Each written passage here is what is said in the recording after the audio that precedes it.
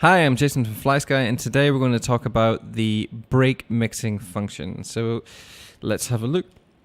Now, the brake mixing function has channel 3 and channel 4. There's different model setups that might use both. There's two wee bit different settings here. There's the exponential, which gives me a rate and exponential, and I can change my the way my brake responds accordingly here, the same as I can in other exponential functions. So whenever I push my brake down, you can see here, because of this type of curve, again, we'll go for a plus exponential just to make it a bit easier. So here, it's going to be a very small difference in the amount of braking that's going on, and towards the edges, it's going to be slightly bigger difference. And because I've changed my rate to 71%, it means that my actual braking power is never going to go beyond 71%. I'm just going to reset this part. Make sure you turn it on, otherwise it's not going to work.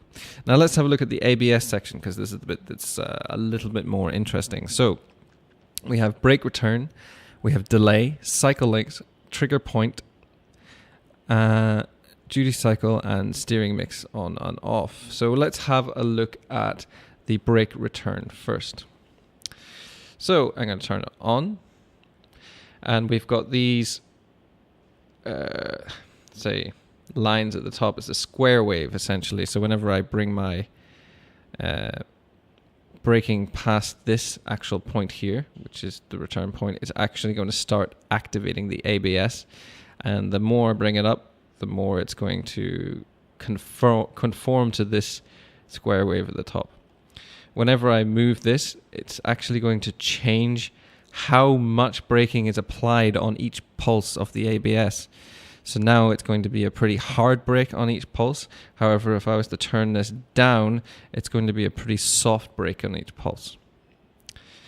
And let's go back. So now that we've got the brake return set up, let's have a look at the delay. Now, what would the delay do? So we turn it up and see. Now, when I turn the delay right up, what's going to happen is it's going to wait for a specific amount of time, and then the ABS is going to kick in. So maybe in certain circumstances, I don't necessarily want the ABS to kick in immediately. So this is what I can use the delay for. Whenever I bring my braking past this line, see here, it's going to wait for a few seconds, and then the ABS is going to actually activate. And it's going to reset this one because it's a bit harder to show you the rest of them. Now, cycle length. Now, what cycle length does is it actually increases the amount of time that the brake will be applied, and then that the brake will rest. So whenever I push my braking beyond here, you can see here that it's going to start here, which is starting right on the brake. It's going to drop down. It's going to stay for an amount of time. Then it's going to jump back up. And it's going to stay for an amount of time. It's going to come back down. It's going to stay for an amount of time. And if I increase or decrease this, it's going to change how quickly the ABS is cycling through that square wave, essentially. Okay, let's make this something sensible so we can see what's going on in the next bit. Next, we have the trigger point. Now, the trigger point is this line here, okay? So this line, wherever my ABS is activated, I can move this up and down. If I want ABS at 10%, I can do that. If I don't want ABS, unless I'm really slamming on the brakes, I can do that as well. Fairly simple one, this one. We'll take this down to something sensible again. And duty cycle. Now, duty cycle changes the ratio between braking and non-braking. So if I have a duty cycle of 0, it means there's going to be equal amount of time braking to equal amount of time non-braking. And you can see the square wave up here is changing accordingly. And if I push my brake up here, you can see it going through. Now, let's turn this up. And you can see now that our ratio to braking and not braking has changed. And I turn it down, and my ratio has changed again.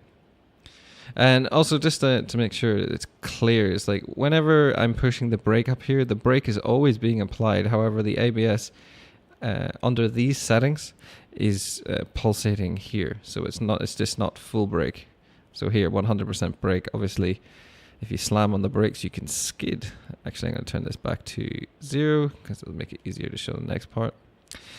And steering mix. Now, steering mix is it's a very useful function. So what I can actually do is I can create a mix between my steering and brakes. So if I turn this on, and I'm going to turn it to 100% here.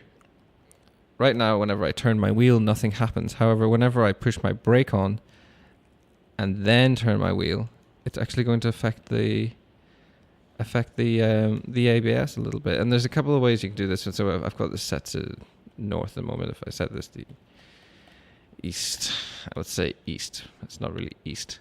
You can see here that nothing happens until my steering gets to 100%. And then it activates. So turning left and right, nothing. I'm at full lock, and now the ABS is activated. And I'm going to turn this down to, say, about 40%. So now whenever I turn my steering to 40%, then it's going to activate the ABS, like so, in both directions. To reset any part of this function, again, you just touch the reset part here. If you want to reset the entire function, select this reset one here in the main menu, and that'll reset everything.